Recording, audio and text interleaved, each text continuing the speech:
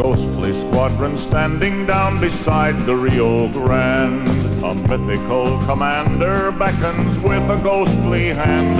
Like the old and fabled phoenix, they'll rise to fly again, to perpetuate the spirit of the peace they helped to win.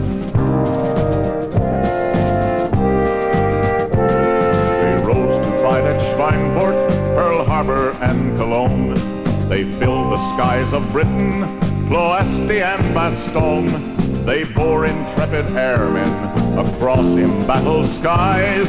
The legend of their conquest enshrined in history lies. Ghost Squadron, gallant planes and valiant men, gallant planes and valiant men.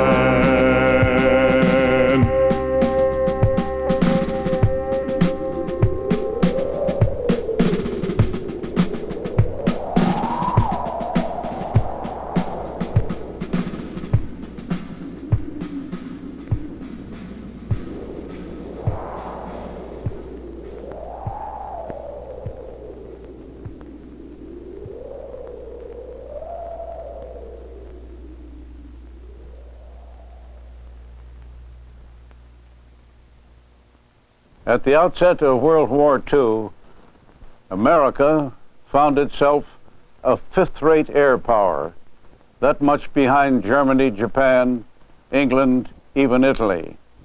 However, because of the American free enterprise system and our highly competitive operation in this country, by 1940, technologically, we were even ahead of Germany and Japan. All that we needed now were orders that would transform our technological skill into weapons of war.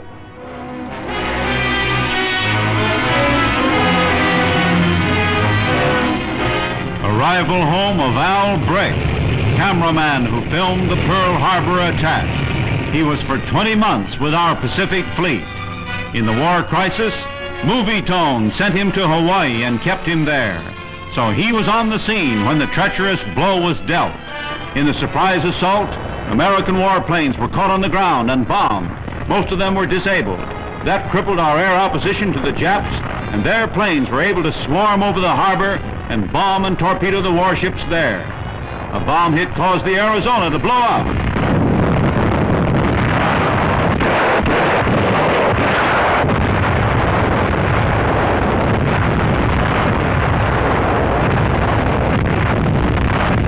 The attack was carried out by Jap torpedo planes together with dive bombers and horizontal bombers coming in waves.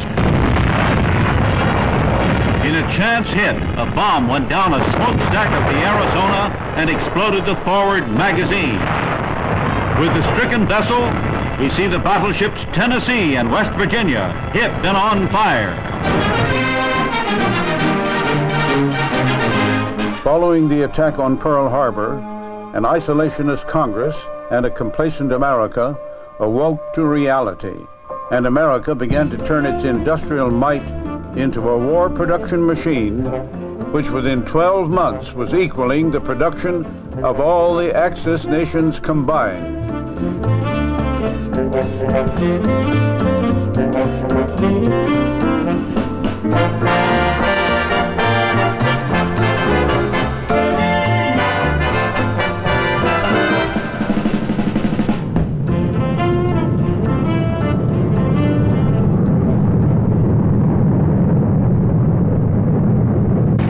By 1945, the Axis was engulfed in a sea of American war production, and free men of the world had met and defeated the professional soldiers of Germany and Japan in the air, on the land, and on the sea.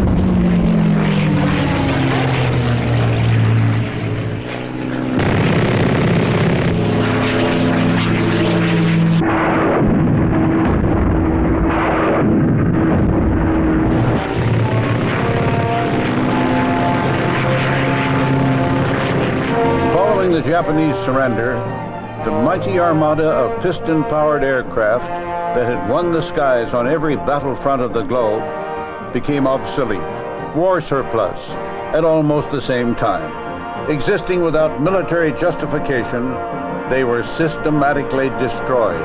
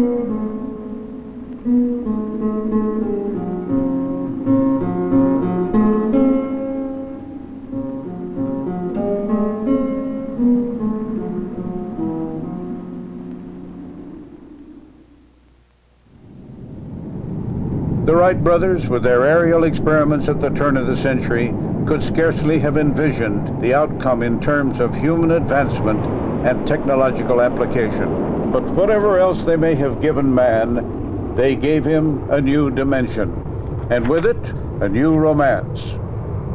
So it was when the first war surplus P-51 Mustang appeared at a small airport near Mercedes, Texas in the late 1950s. For the 5 men who would own and fly the Mustang, it was the fulfillment of an old and exciting dream.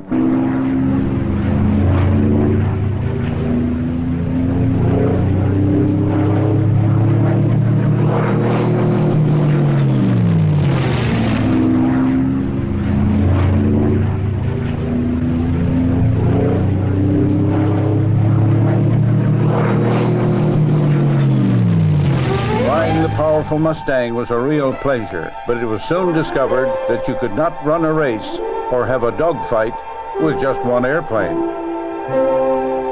In 1959, the Mercedes Group acquired an F-8F Grumman Bearcat. This gave the group the latest propeller-driven fighters to see service with both the U.S. Air Force and the U.S. Navy during World War II.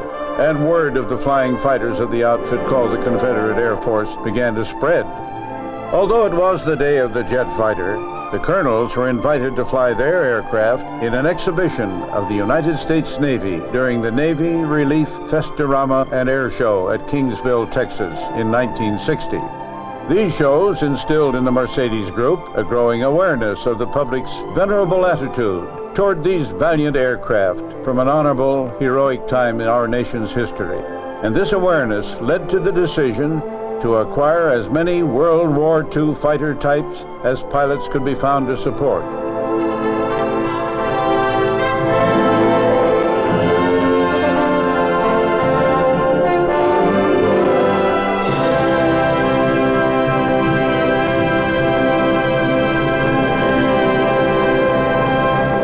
And the time was running out.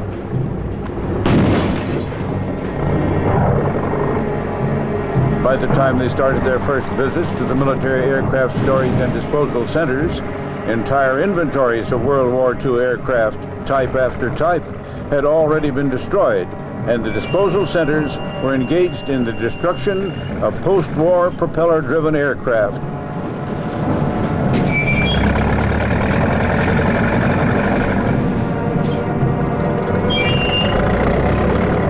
And the colonels made a startling discovery. No one was attempting to preserve even one of each type of these historic aircraft for museum display purposes.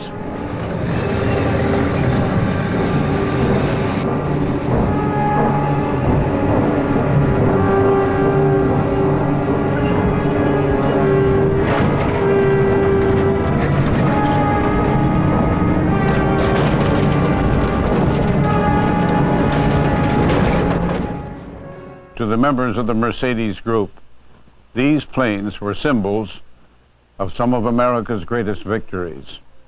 And by now they had decided that the American people were in the mood for tales of heroism and adventure.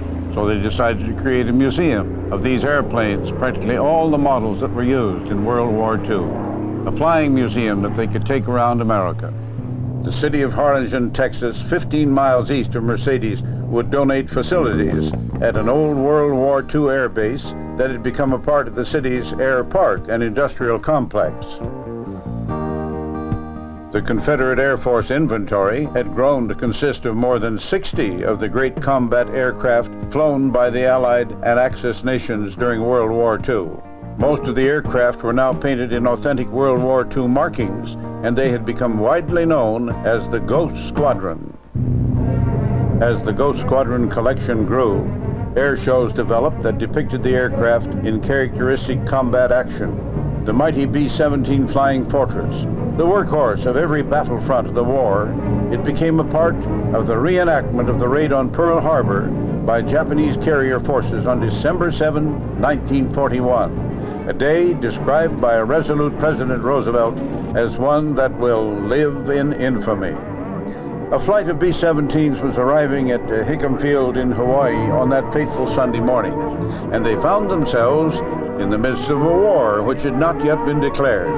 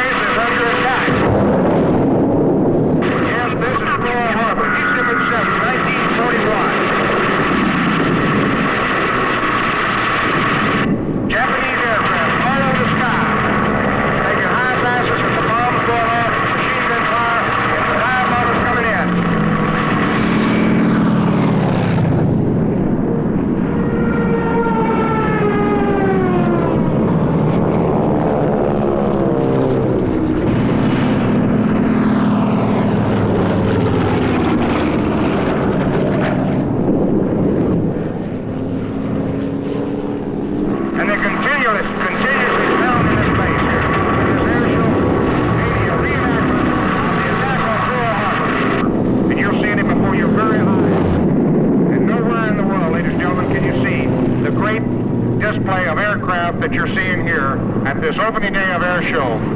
And high overhead, we've got a hit. The Japanese Zero has been hit by the Curtiss P-40 Warhawk that got off the ground just a moment ago. Trailing smoke through the skies, you can remember that day, December the 7th, 1941, ladies and gentlemen.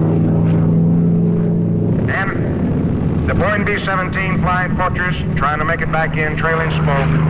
Wait a minute, somebody get a hold of something. We've only got one gear on the B-17. But there's only one gear down on the B-17. Call the tower. Somebody shoot a flare.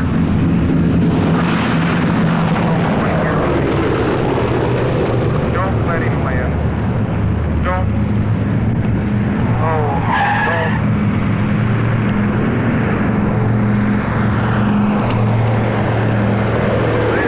There's a man that knows how to fly an airplane.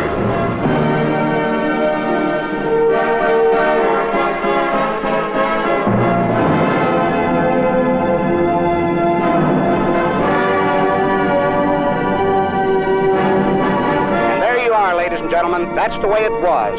December the 7th, 1941, the day of infamy, Pearl Harbor.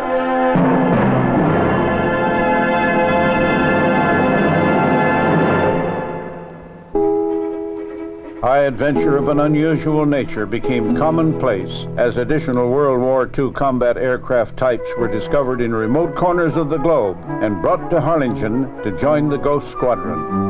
A 4-year search for a B-29 Super Fortress ended in the middle of the Mojave Desert in California. The huge bombers were discovered in abandoned disarray on a desert valley floor where they were beginning to succumb to the final stages of deterioration after 17 years of exposure and neglect.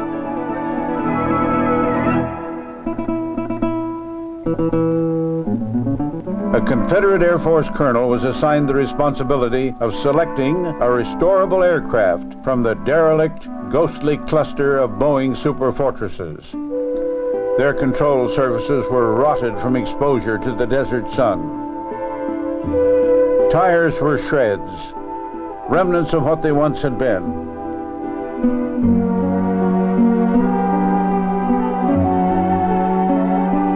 An inspection of the entire group of aircraft was made before ship number 31 was selected, and the awesome job of restoration was begun.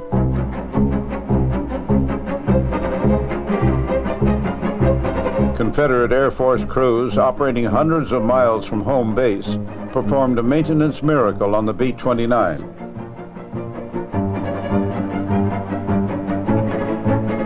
Local military officials felt, however, that test flights would be prohibitively hazardous to highly secret test facilities in the surrounding area. In accordance with wishes of the military people, who had been very cooperative throughout the effort, the B-29 flight crew decided that once the aircraft became airborne, they would continue the flight to Harlingen, Texas. On August 2nd, 1971, the big Boeing Superfortress became airborne for the first time in 17 years.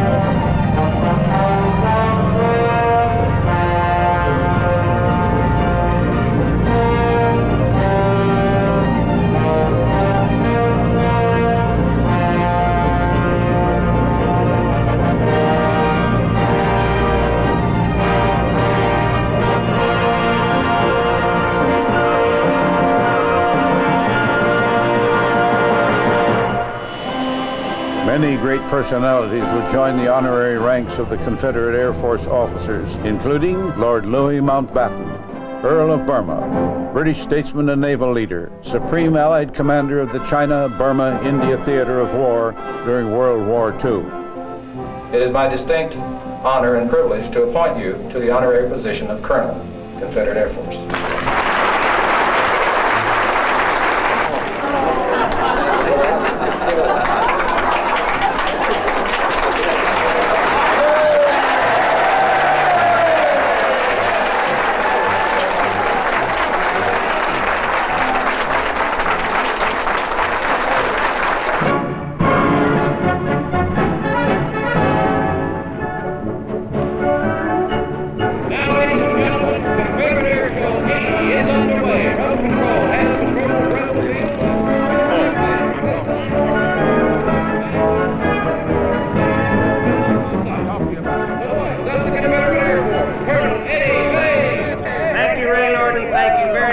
Welcome, ladies and gentlemen, to Air Show 80. Ernie Ford's going to join us on the announcing staff as the aircraft of the training command take off. These airplanes you see now are the training airplanes our men trained in to go into World War II, from primary, basic, and then the AT-6 is the advanced trainer that they trained in to go into our fighter planes. Now, close your eyes for just 10 seconds. You have gone back in time over 3.5 decades. The date is 1936. The place is Spain, only 18 years after the end of World War I, the war to end all wars. The conquered is preparing to become the conqueror once again. In violation of the Treaty of Versailles in 1918, Germany is rearming under the leadership of a fanatic dictator named Adolf Hitler. And amidst the carnage and killing of the Spanish Civil War, Hitler's reborn German Luftwaffe tests its weapons against living human targets in preparation for his planned conquest of Europe and then the world. You are in Spain. and you are about to see the curtain lift on what is to become the Second World War. An obsolete loyalist biplane flying in Spanish skies is attacked by a killer hawk, the newly developed but yet untested Messerschmitt Me-109. Unser teures deutsches Reich ging ein.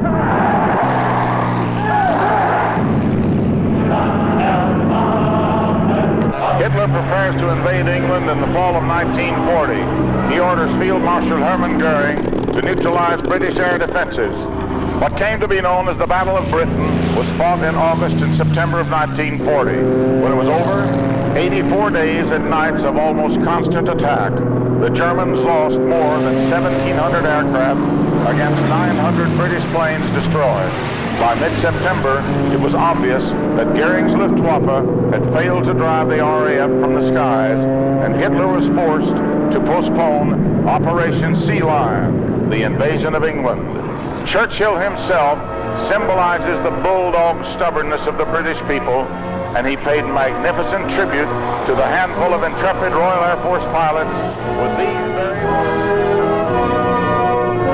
Today, the Confederate Air Force World War II air power demonstration is like a mirror on the past, where this and future generations may catch fleeting glimpses of a time in which every American can take pride, a time when our free enterprise competitive system brought the nation from a fifth-rated military power in the air to the most powerful nation on earth, and doing it in only 3.5 years.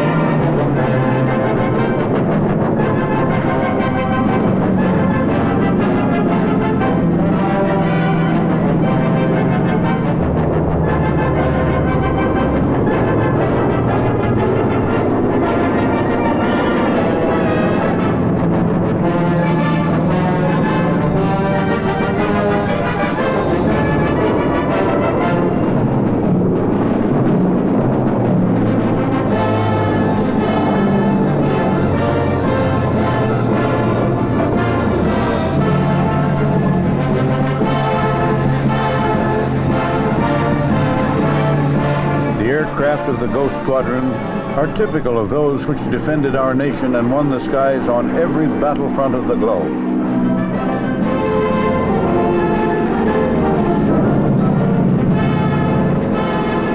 Some rose to fight at Pearl Harbor.